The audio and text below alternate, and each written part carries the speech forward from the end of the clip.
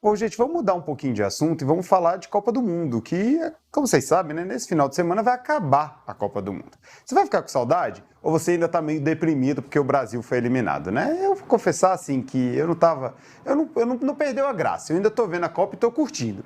Mas, de qualquer forma, a gente tem um jogão que vale o título no domingo.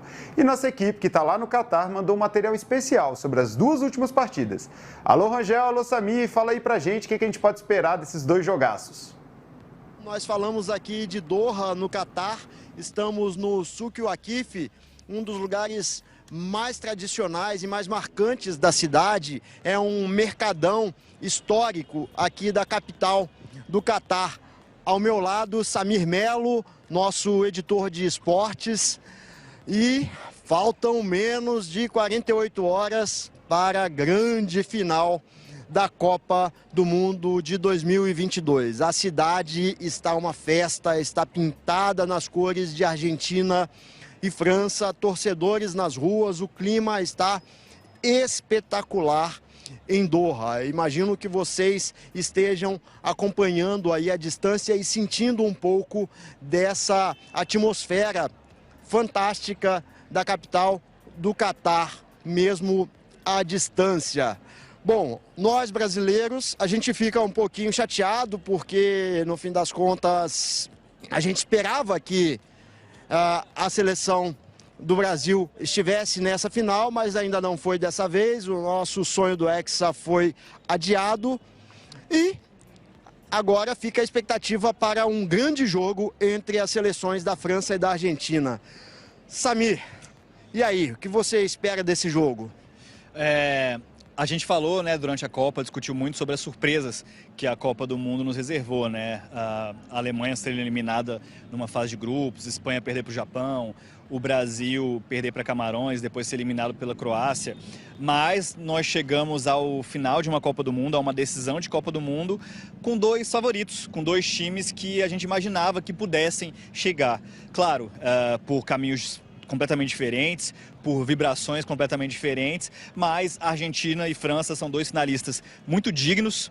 A Argentina sendo guiada pela sua torcida, pela mágica de Lionel Messi, um dos principais jogadores da Copa até aqui, e a França gabaritada por uma geração excelente, por um treinador muito experiente, por jogadores que sabem o que é vencer e o que é vencer juntos. Então, com certeza, uma final muito digna, uma grande final que, se tiver favoritismo para um lado ou para o outro, é pouca coisa. Então, assim, eu estou muito ansioso, né? A gente acabou de receber a notícia que nossos ingressos foram aprovados, então estaremos lá, o Metrópolis estará no estádio de Luseio no domingo para acompanhar essa grande final do Mundial 2022 no Catar. Você falou que são dois favoritos, mas tem alguém um pouquinho à frente ali nessa final, na sua opinião? É difícil responder essa pergunta porque eu acho que ambos têm um argumento para a gente dizer que é favorito. Talvez a Argentina pela alma, pela garra, pelo coração. E, obviamente, tem um grande time, o Lionel Scaloni, a gente estava conversando aqui antes. Lionel Scaloni talvez seja o técnico dessa seleção,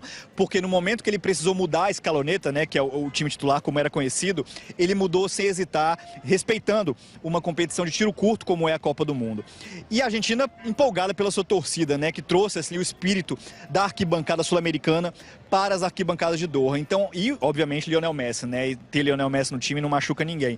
Então, por tudo isso, a Argentina tem o seu argumento. Do outro lado, a França, Kylian Mbappé, que também é um fenômeno, também tem um argumento para dizer que ele é o melhor jogador da Copa e não o Messi. Didier Deschamps, um técnico que foi campeão como jogador, foi campeão em 2018 e agora luta por um bicampeonato. Um conjunto muito forte da França que conseguiu se renovar, mesmo com os inúmeros e importantes desfalques que tiveram. Antoine Griezmann, né? A gente está falando muito do Mbappé, mas o Griezmann vem sendo um dos grandes jogadores dessa Copa, sendo o todo campista, né? Não é só meio campista, porque ele parece que está em todo o campo. Olivier Giroud, que é o atacante, é o vice-artilheiro, né? Com 4 gols.